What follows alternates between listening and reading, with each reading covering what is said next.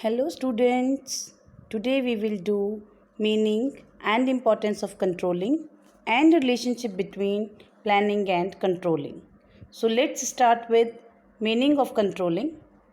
Controlling is one of the important functions of a manager. It ensures that all the activities in an organization are performed according to the plans. It also ensures that organizations' resources are being used effectively as well as efficiently in order to achieve predetermined targets. Controlling is that way a goal oriented function. Controlling का main काम है हमने ये ensure करना है कि organisation में जो भी एक्टिविटीज़ चल रही हैं क्या वो सारी एक्टिविटी हमारे प्लान्स के अकॉर्डिंग चल रही हैं या नहीं चल रही, और अगर कहीं कुछ कमी रह गई है तो क्यों रह गई है और उस कमी को कैसे सुधारना है। तो कंट्रोलिंग का जो मेन टारगेट है हमें ऑब्जेक्टिव तक, गोल तक पहुंचाना ही होता है। Controlling is a primary function of every manager. Managers working at all levels, whether they are working at top level, whether they are working at middle level or lower level, all are required to perform controlling functions so that they can control activities in their specific department. Next are features of controlling. The first point here is goal oriented process. Controlling always focuses on achieving certain target because controlling ensures that everyone working in the organization has to follow a particular plan, and that plan is guided toward, aimed at achieving certain goals. So that way controlling is also a goal oriented process. हमारा controlling करने का purpose यही है कि जो target हमने set किया था हम उसको अचीव कर पाएँ। Second point is all pervasive. Controlling is all pervasive. It is universally applicable to all types of organisations. It is required at all levels of management, so it is all pervasive. Next is controlling is forward looking. Controlling is always forward looking because it does not end only by comparing the past performance or actual performance with the standards. Rather, it suggests certain measures, certain corrective actions in order to remove our deficiencies. It means जो controlling है सिर्फ यही check नहीं करता कि target achieve हुआ या नहीं हुआ, रादर अगर नहीं अचीव हुआ तो उसके रीज़न्स क्या हैं, उसको हमने कैसे सुधारना है, फ्यूचर में कैसे अच्छा करना है, वो भी काम कंट्रोलिंग ही करता है। तो कंट्रोलिंग पास्ट की गलतियों को सिर्फ देखने का प्रोसेस नहीं है, रादर पास्ट के बेसिस पर हमने फ्यूचर में कैसे अच्छा परफॉर्म करना है, that is the main task of controlling. So that way controlling is forward looking. Next is used at all levels.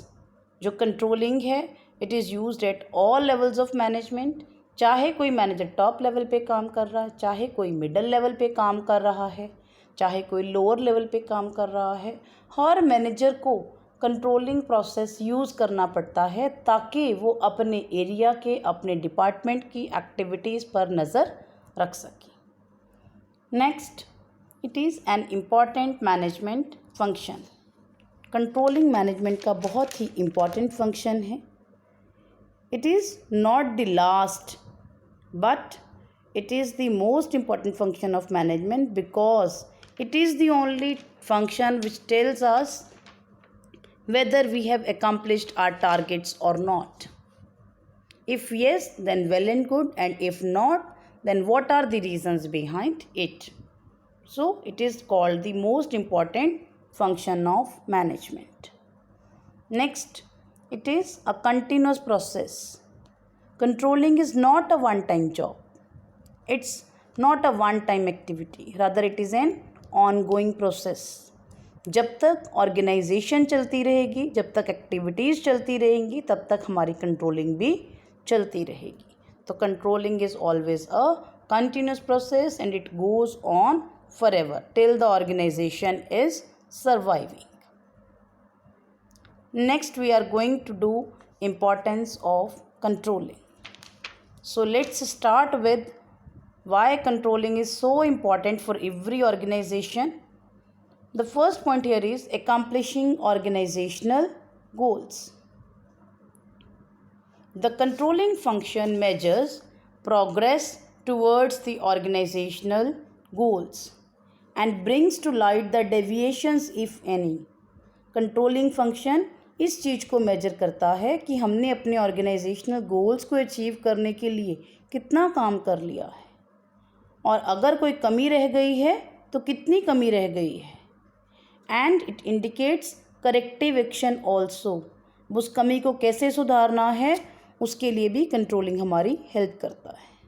So that way जो कंट्रोलिंग है it acts as a guide for the organisation and it keeps the organization on the right track so that we are able to achieve our organizational goals. तो you can see जो controlling है हमारे organization की हर activity पर नज़र रखता है. जहाँ कमी है उसके बारे में बताता है, कैसे उसको सुधारना है उसके बारे में बताता है, ताकि अल्टीमेटली हम अपने organizational goals को achieve कर पाएँ. Second point is judging accuracy of standards. A good control system enables the management to verify whether the standards set are accurate and objective. एक अच्छा कंट्रोलिंग सिस्टम मैनेजमेंट की ये भी हेल्प करता है चेक करने के लिए कि क्या जो स्टैंडर्ड हमने सेट किए थे वो एक्यूरेट हैं, सही हैं, ऑब्जेक्टिवली डिफाइन किए गए हैं या नहीं. An efficient control system keeps a careful check in the organization. हर चीज़ पे बहुत minute observation करते हैं. And it helps to review and revise the standards. अगर standards में कुछ रिवीजन की ज़रूरत है, कुछ चेंजेस लाने की ज़रूरत है, उसके लिए भी हमारी हेल्प करता है. तो good control system helps us in revising the standards if there is any kind of change in business environment. Then we have third point, making efficient use of resources. By exercising control, a manager seeks to reduce wastage and spoilage of resources. Each activity is performed in accordance with predetermined standards and norms. इसका मतलब कि अगर हम controlling system use करते हैं तो manager resources की wastage पर, स्पॉलेज पर रोक लगा सकता है, क्योंकि सारी एक्टिविटीज़ जो हमारे स्टैंडर्ड सेट किए गए हैं उसी के अकॉर्डिंग की जाएंगी. This ensures that resources should be utilised in most effective and efficient manner. Next point, ensures order and discipline. Controlling creates an atmosphere of order and discipline in the organization. It helps to minimize the dishonest behavior on the part of employees because they know that we are being watched very minutely. Strict control measures are adopted in order to keep a check over dishonesty and fraud of employees. And if anybody is found guilty of misconduct or dishonesty, then they are given suitable punishment also. So it creates an environment of order and discipline in the organization. Next point, facilitating coordination in action. Controlling provides direction to all the activities and efforts for achieving organizational goals. Each department, each employee working in the organization is governed by predetermined standards which are well coordinated with each other. So controlling provides unity in action. It ensures that overall organization objectives are also accomplished. So controlling is very very important for an organization because it helps in achievement of targets well in time with effective and efficient utilization of resources.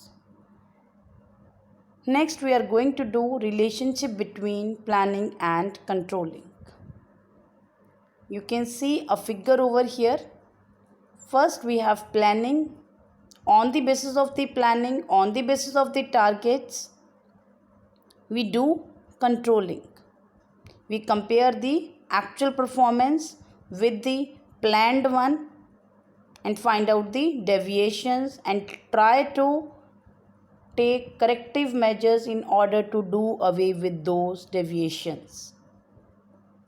तो planning के बाद controlling होती है और controlling करने के बाद जो कमियां पाई जाती हैं उन्हें ख़त्म करने के लिए और बेटर प्लानिंग की जाती है. जब बेटर प्लानिंग हो गई तो it will lead to better controlling. So that is the relationship between planning and controlling, that both are very much interrelated with each other. They are also known as inseparable twins of management. So let's start with relationship between planning and controlling.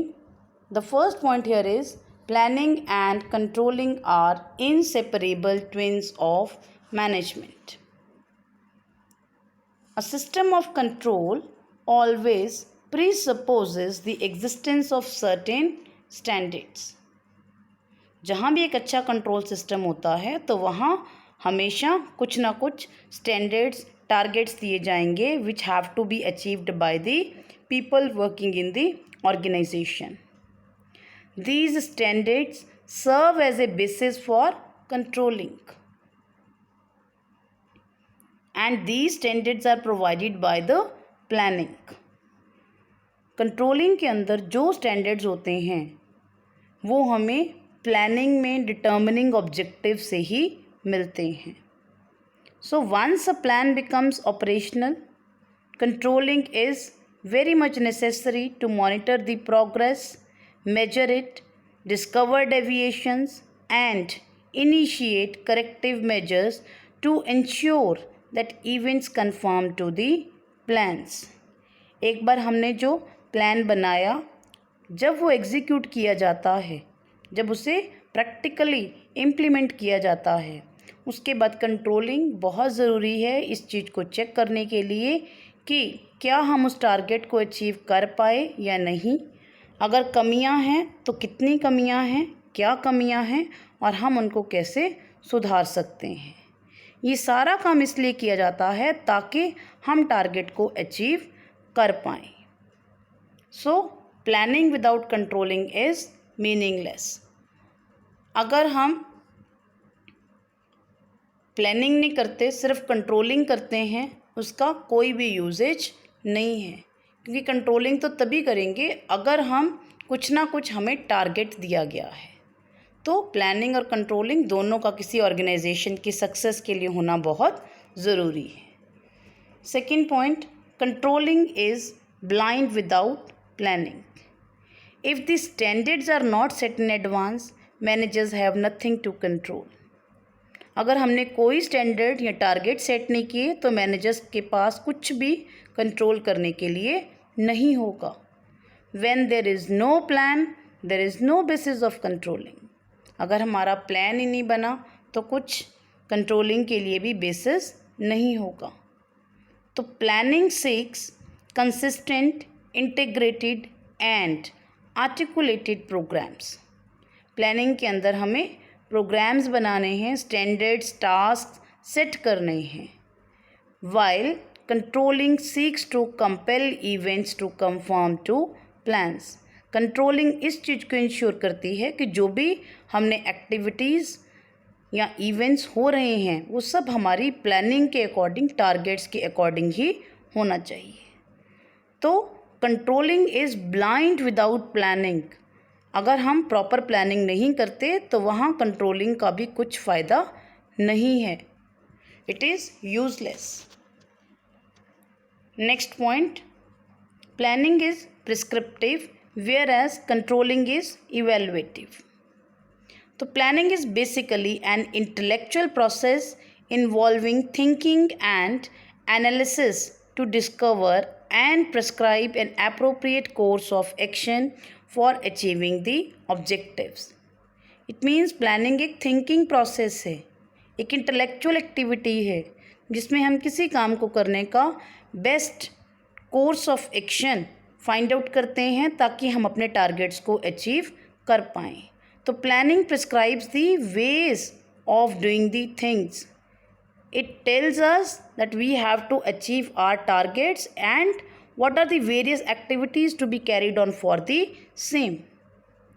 Controlling, on the other hand, checks whether the decisions have been translated into desired action or not.